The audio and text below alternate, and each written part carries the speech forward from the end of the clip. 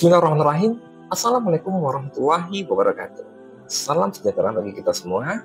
Perkenalkan, saya Jumadil Dwi Yusra SEMM, dosen pada program Studi S1 Manajemen, Fakultas Ekonomi dan Bisnis, Universitas Putra Indonesia YPTK Padang. Video ini merupakan bagian dari pemenuhan persyaratan sertifikasi dosen tahun 2025. Yaitu pernyataan diri dosen dalam unjuk kerja Tridharma Perguruan Tinggi atau disebut sebagai PDD UKTPT, khususnya pada bidang pengajaran. Pada kesempatan ini, saya akan menyampaikan aktivitas pembelajaran yang saya laksanakan dalam mata kuliah Bisnis dan Industri Kreatif yang saya ampu pada semester genap tahun akademik 2024-2025. Izinkan saya untuk menjelaskan tentang gambaran umum mata kuliah Bisnis dan Industri Kreatif.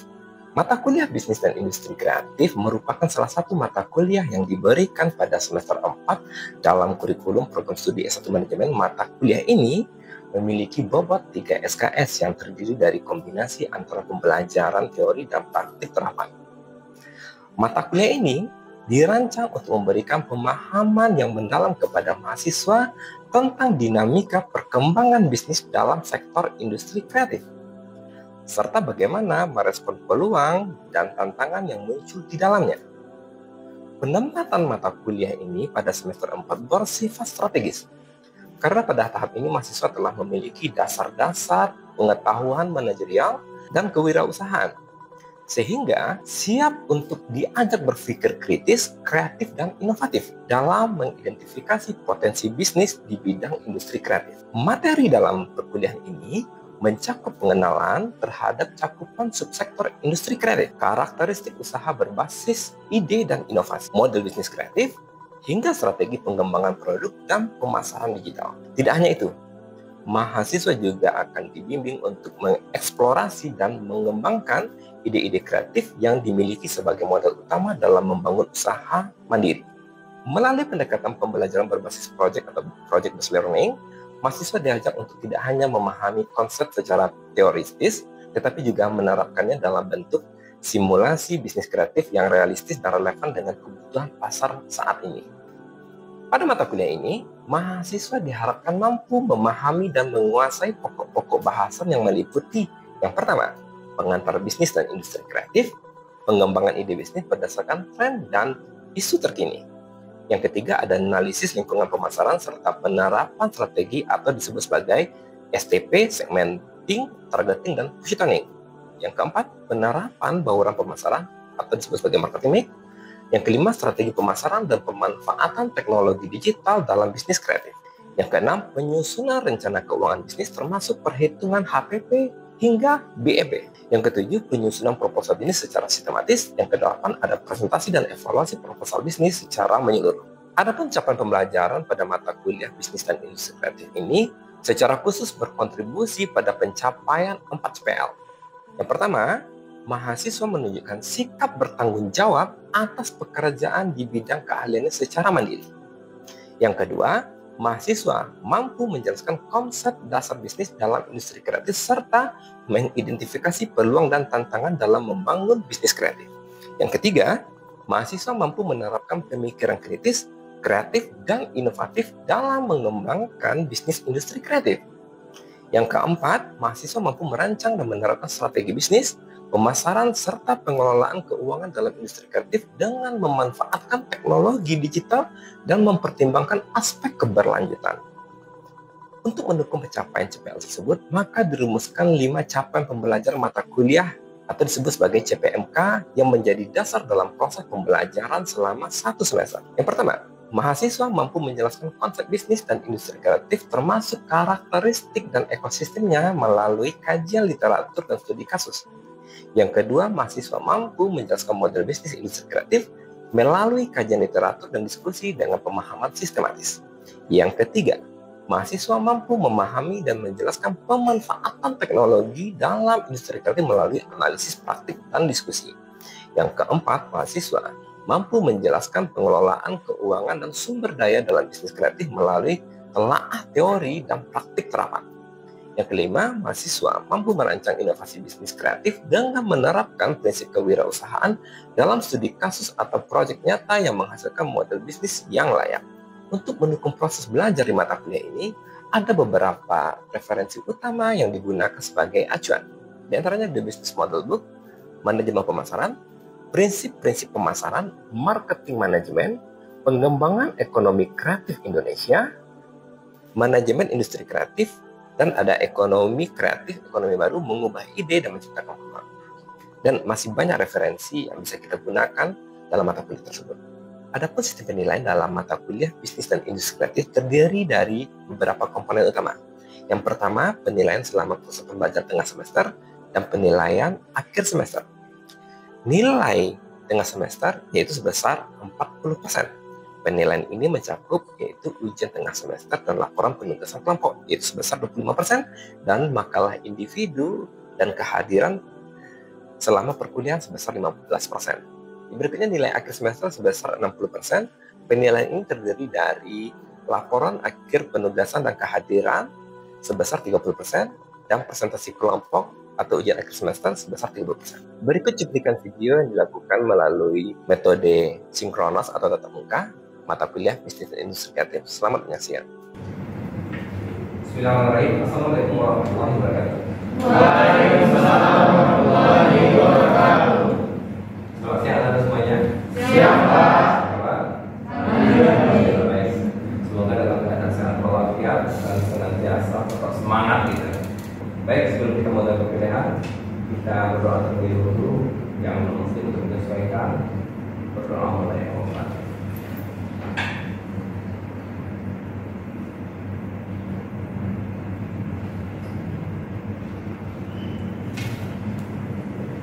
Hari ini kita akan membahas topik yang cukup menarik yaitu tentang ide bisnis dalam industri kreatif. Namun sebelum itu Bapak meminta kepada Anda semuanya untuk dapat mengucapkan 12 prinsip UU YPTK yang merupakan sebagai pedoman etika kita yang berakhlak dan bertanggung jawab. Oleh sebab itu Bapak meminta perwakilan kelas untuk dapat memimpin pembacaan 12 prinsip UU YPTK. Silakan, siapa yang mau? Silakan, baca.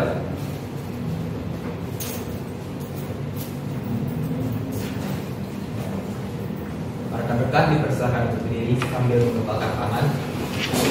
12 prinsip dasar UPI YPTK. 12 prinsip dasar UPI YPTK.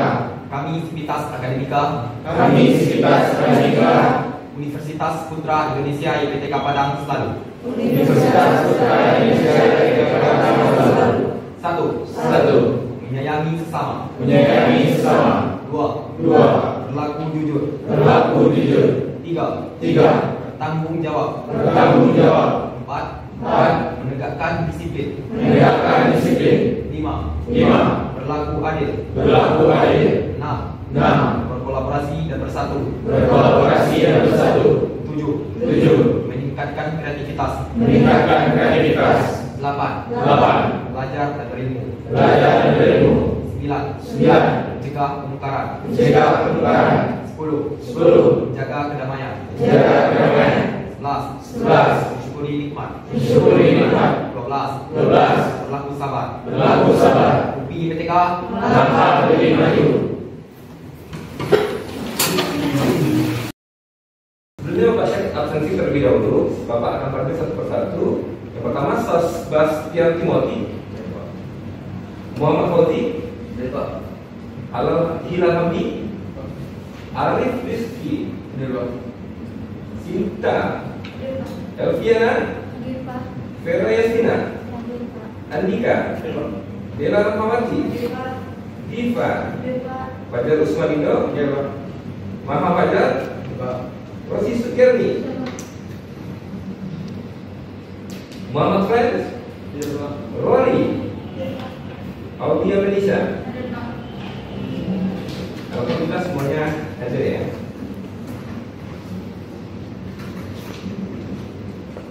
Baik, kita masuk ke topik pembahasan kita hari ini yaitu ide bisnis dalam industri kreatif yang cukup menarik sekali karena materi ini membawa kita untuk menjelajahi pikiran-pikiran kita, mengaktifkan kemampuan berpikir kritis.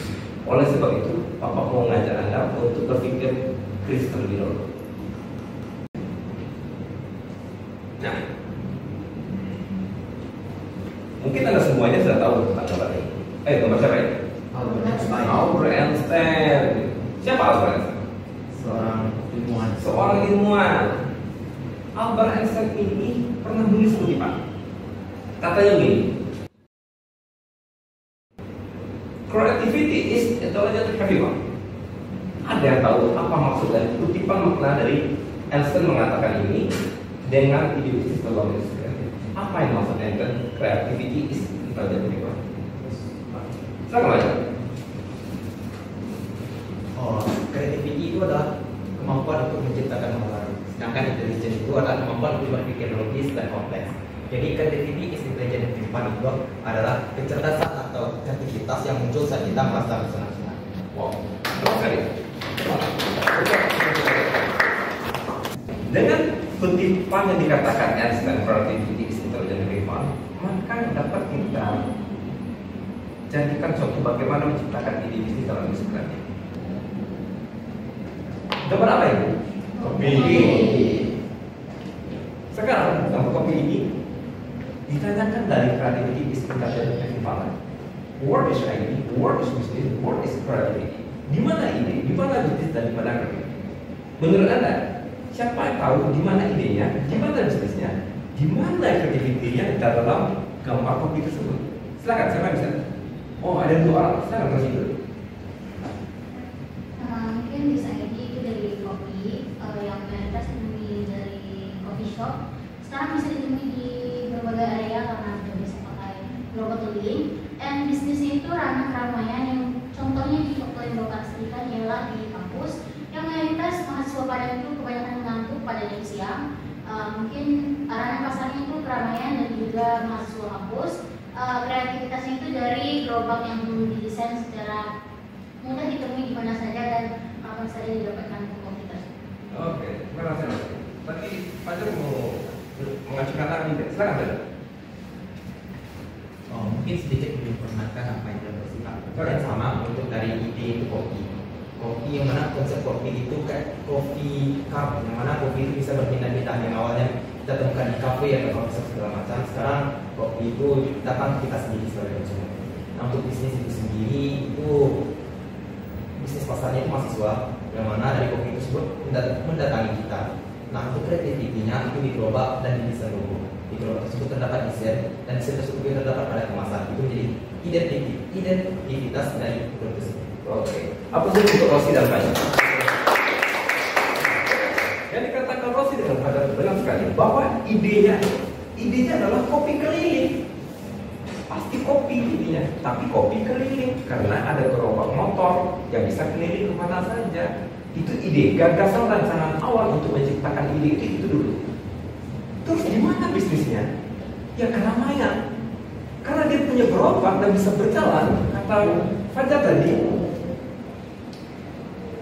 mobil, car, dia bisa berpindah-pindah. Dia mendatangi keramaian intinya. Yang kebetulan keramaiannya adalah salah satu kampus. Di mana ada keramaian bisa berjualan di sana. Pasti karena dia mendatangi keramaian, tidak ada namanya sewa tempat.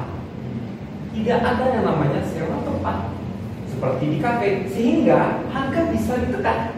Dia akan jual dengan harga murah, namun rasa tetap istimewa. Terus gimana kreatifitinya? Ya pasti dalam desainnya. Ya, mungkin tidak pakai desain, ada desainnya, ada logonya, Bapak Jago Kopi. Di dalam cupnya juga ada. Bahwa benar, itu makna dari creativity is intelligent. Tercipta kreativiti dalam kopi keliling. Berikutnya. Nah, dari kreativiti is intelligent dapat kita kembangkan. Apa? Pengembangan industri kreatif dapat diartikan sebagai sebuah konsep di era ekonomi baru yang mengintensifkan informasi dan kreativitas dengan mengandalkan ide dan pengetahuan dari sumber daya manusia yang sumber utamanya adalah keahlian dan talenta yang berpotensi meningkatkan kesejahteraan melalui penawaran kreasi. Sumber utamanya adalah ternyata ide bisnis itu adalah talenta sendiri, pengetahuan sendiri, intelektual. Percuma ide kalau tidak dikreatifkan, tidak terwujud. Hanya jadi rancangan dia. Ide itu hanya jadi rancangan. Untuk menjalankannya diciptakan kreativiti. Bagaimana? Having fun dengan cara imajinatif. Eksplorasi sih kesenangan Anda itu untuk menciptakan ide bisnis yang kreatif? Menurut general, kreativitas seringkali muncul dalam bentuk ide untuk menghasilkan barang dan jasa baru. Bagaimana ide itu bisa menjadi peluang? Yang pertama, ide dapat digerakkan secara internal melalui perubahan dengan cara metode yang lebih baik untuk melayani dan memuaskan pelanggan dalam memenuhi kebutuhannya. Yang kedua, ide dapat dihasilkan dalam bentuk produk yang dan jasa baru, yaitu invest dan inovasi.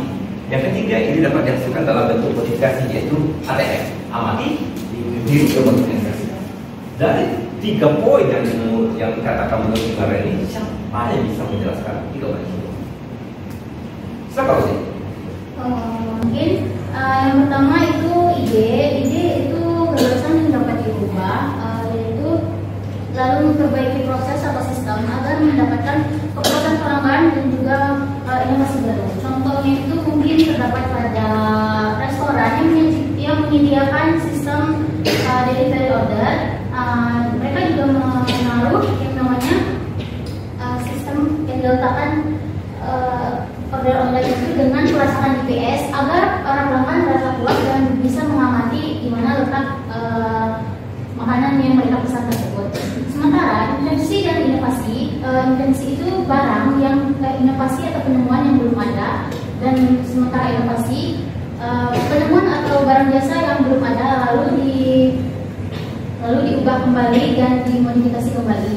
Sementara ATM atau amati tiru dan modifikasi tersebut ialah bisnis yang mungkin kita ubah kembali dan juga bisa dibilang secara mengambil inspirasi dari sesuatu contoh lalu diamati kembali yang sebelumnya sudah ada dan dimodifikasi agar menjadi lebih efisien dan yang dibutuhkan oleh para pelanggan.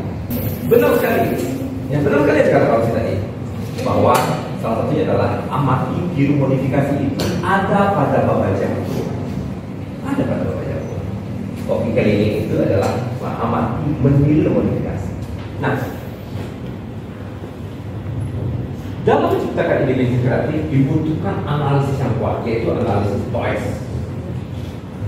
Analisis TOES ini melihat fenomena di lapangan yang akan menjadikan sumber inovasi dan invest, dimulai dari analisa peluang dan ancaman dari ide bisnis, dan kemudian mengambil keuntungan dari hal positif dan negatif yang ada pada perusahaan. Apa beda analisis TOES dengan analisis SWOT? Silakan Lena. Perbedaan dari analisis SWOT dan TOES ini terletak pada bagaimana mereka memandang suatu faktor eksternal dan internalnya. Kalau analisis SWOT, yaitu melihat dulu faktor-faktor internalnya dan menyesuaikannya dengan faktor-faktor eksternal. Sedangkan kalau TOES, yaitu melihat faktor eksternalnya terlebih dahulu, lalu mereka akan menyesuaikannya dengan kondisi internal dalam bisnis tersebut. Oke. Bahwa analisis TOES itu adalah melihat eksternal. Dengan kata lain, kita menggunakan pendekatan onside in, bukan inside out. Berikutnya kunci susu dalam ide bisnis kreatif. Ada 3 elemen, ada 3 poin. Yang pertama adalah your business ID, yang kedua ada customer need, dan ada competitor need. Di sini dilingkar 3 lingkaran yang saling mengikat untuk menciptakan ide bisnis yang kreatif yang sangat baik. Apa yang dimaksud dari gambar tersebut? Silakan Pak. Yang bisnis ID itu ialah bisnis dari saya sendiri, customer needs itu ialah pemesanan pelanggan, sementara kompetitor itu ialah termasuk kompetitor atau saing dari yang sedang berlangsung. Nah, dari 3 gambar tersebut dapat dijelaskan secara berikutnya saling mengikat, yaitu dari ide bisnis yang juga mengacu kepada penilaian dari para pelanggan dan juga bisa diserap lagi dari kompetitor ataupun para pesaing dari bisnis tersebut.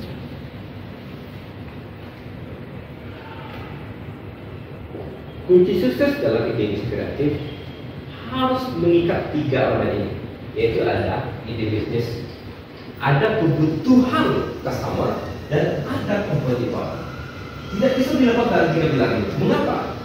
Kalau kita hanya punya ide rancangan gagasan saja, hanya punya gagasan saja untuk menciptakan ide kreatif, tapi kita tidak melihat apa kebutuhan di pasar, maka ide tadi tidak cocok untuk dikreatifkan. Kita harus melihat pasarnya, apa kebutuhan yang cocok dengan kopi tadi. Kebutuhannya adalah kesulitan untuk mendapatkan kopi dengan rasa nikmat namun harga terjangkau. Tidak perlu pergi jauh-jauh, tidak perlu pergi ke coffee shop, cukup menunggu saja yaitu kopi daily. Datang kebutuhan. Kenapa bisa diciptakan? Karena ada kompetitor. Kompetitor siapa? Coffee shop. Kompetitor coffee shop. Tidak mungkin kita menjadi coffee shop, kita alihkan dari kita jadikan kopi. Untuk menciptakan ide kreatif yang baik, harus mengikat tiga pilar ini. Harus ada ideas, harus ada kebutuhan konsumen, harus ada kompetitor. Kita harus menyeimbangkan ketiga elemen itu. Maka terciptalah ide-ide. Next.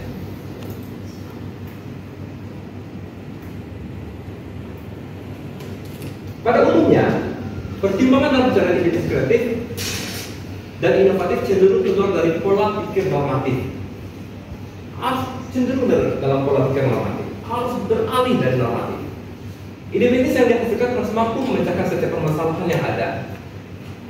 Kesulitan tadi mendapatkan makanan di sekitar tempat yang masih sulit dijangkau. Kita datang dengan cara pre-order. Yang ketiga, ide-idenya tidak mampu memecahkan masalah yang ada di pelanggan, akan susah berkembang dan sukses. Oke, baik, setelah materi ide bisnis dan bisnis kreatif kita bahas, Bapak akan memberikan Anda semuanya tugas, yaitu silahkan masing-masing Anda dengan kelompok yang telah dibagikan sebelumnya untuk membuatkan 3 rancangan ide bisnis yang akan dikembangkan pada proyek akhir perkuliahan. Dan silahkan Anda semuanya ide bisnis tersebut yang Anda rancang itu dianalisis dengan cara analisis TOEIC yang telah dijelaskan tadi. Ini akan dikumpul di minggu depan. Ada pantun untuk Anda semuanya. Jalan-jalan ke pasar seni, membeli kain dan lukisan Yoni. Ide kreatif lahir dari diri sendiri. Peluang ditangkap, jadilah inovatif. Yang kedua, air kelapa segar terasa. Nikmati di hari yang panas. Analisis TOEIC bantu kita membaca semesta agar bisnis maju dan makin cerdas. Baik, Anda semuanya. Baik, Bapak akhiri. Wassalamualaikum warahmatullahi wabarakatuh. Waalaikumsalam warahmatullahi wabarakatuh. Demikian dokumentasi ini saya sampaikan sebagai bentuk tanggung jawab akademik saya dalam melaksanakan Tridharma Perguruan Tinggi, khususnya di bidang pengajaran. Semoga dapat memberikan gambaran yang jelas dan utuh atas kontribusi saya dalam mendidik dan membimbing mahasiswa di bidang bisnis dan bisnis kreatif. Saya akhiri, wabillahi taufiq wal hidayah. Assalamualaikum warahmatullahi wabarakatuh.